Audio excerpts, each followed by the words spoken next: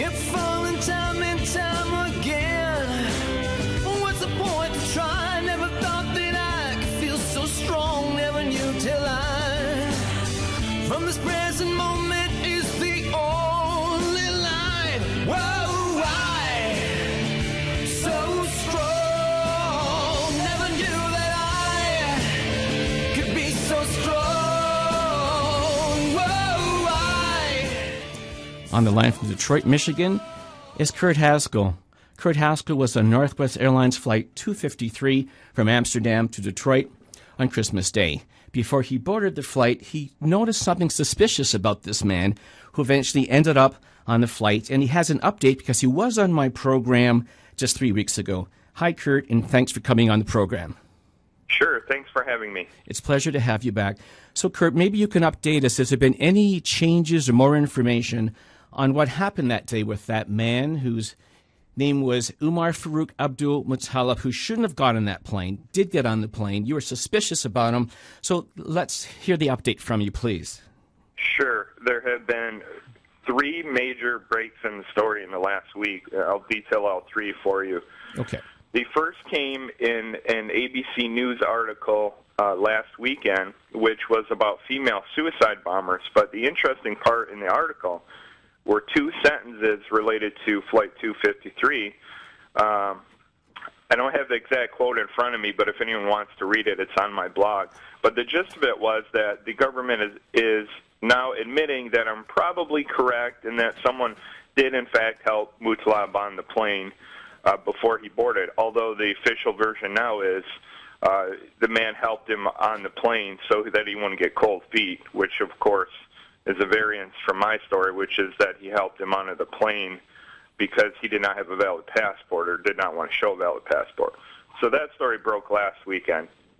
Then there was another story in the Detroit News. I believe it was news, Detroit News or Free Press, which indicated all the security gaps after we landed and spelled them out in great detail, and there were very many.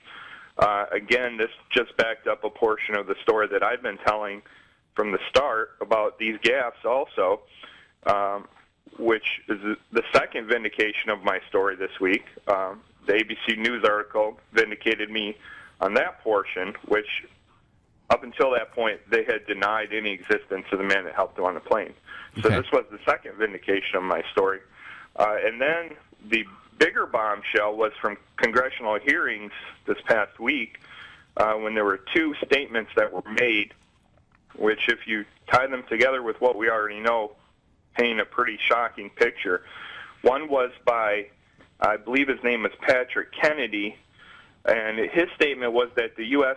fought to intentionally not revoke Mr. Muttalib's visa so that the U.S. could track him into the U.S. and catch any possible accomplices that he might have. Is there any proof of that, Kurt, what you just said? I'm sorry? Is there any proof of what you just said, that the U.S. fought to have his visa not revoked? I'm just quoting him. Okay. The only proof I have is his statement in Congress this past week. Okay. For Patrick Kennedy, who's a government official. It's on the internet, and you can look up his statement. I may not have that word for word exactly correct, but that was the gist of it. There was another statement made by Mr. Leiter, who's another government official, who basically said that, yes, it's standard policy that the U.S. government lets terrorists into the U.S. in order to track them and to catch accomplices. And he made a further statement saying, generally, if there are any terrorists led into the U.S., we knew about them before they got here, and we let them in intentionally. And I think if you take these two statements and read into what we already know about Mr. Muttalib, it becomes clear, at least to me anyway, that the U.S. let Muttalib onto the plane intentionally. Whether they knew he had a bomb or not, that's open to speculation, but it's pretty clear to me that they let him on the plane in hopes that he would lead to other accomplices. Okay, so that could be why they initially denied that you heard what you heard, saw what you saw, tried to discredit you. What about the larger media? Like you actually mentioned ABC, and I think you said CNN have mentioned it, but it wasn't covered in another article and sort of hidden at the end of a story. It certainly wasn't front page news that it should be, one might say. Right. The ABC News article I referred to had to do with female suicide bombers. It didn't really even have to do with our flight, and it was buried in 2 sentences at the bottom of that article. I just had someone I know, send me that, and I caught that, and I've been putting it out as much as I can in the media, but for sure it's not being covered in the mainstream media at all. They're glossing over it totally. And to me, that should be front page news worldwide. That's such a damning statement and such a retraction of the official government position that it should be major news worldwide, and it's just not. So, Kurt, in your opinion, you are an attorney in Detroit, Michigan, along with your wife, who's also an attorney. What can be done next? I mean, you're broadcasting here on 3 markets in southwestern Ontario. I know you've been on the Alex Jones show. Have you been in any other larger media outlets in the States? Is there any interest? Yes, there is some interest. My wife and I have been on at least 60 or 70 radio shows. We've been on television 11 or 12 times, I think. A lot of that was early on, but we've seen a rekindling of interest in the story in the past week with these 3 big breaks, somewhat anyway. But a lot of it, again, is the alternative media and not so much the mainstream press and the mainstream television channels, although we're getting a little bit of that. Have you actually picked up the phone and called your local connection to CNN or Fox News? Have you tried that? Have I called them? Yeah. No. Sometimes we're in contact with them by email. We send them updates on what's going on to see if they want to report it. And there really hasn't been much interest other than some alternative media. I mean, there has been a little bit. Channel 7 here in Detroit did have us on the air yesterday in the 5 o'clock news in reference to the article that came out about the gaps that happened after we landed, security gaps. Right. But in regards to the other issues, I think the press doesn't want to touch them. That being the government admitted or almost admitted that someone helped them on the flight, and then these other statements I made by the 2 government officials. Doesn't seem that any of them want to touch those stories. And what do you think the reason is that the media, whose job is to report the news, is staying away from a very, very big story? You're right. I think it's too big of a story because what appears very obvious now is that the government let Mr. Muttalab on the plane to track him and catch other terrorists, and I think that's too much of a story to report. It shouldn't be, but it is for whatever reason. I don't know.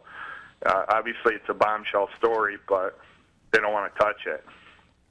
So as we look forward on this story, and just yesterday there was a Republican senator on the news talking about how the Barack Obama administration is not doing their job and this and that, but it doesn't seem to be based on a lot of facts if what you're saying actually happened. What do you think is going to happen from this?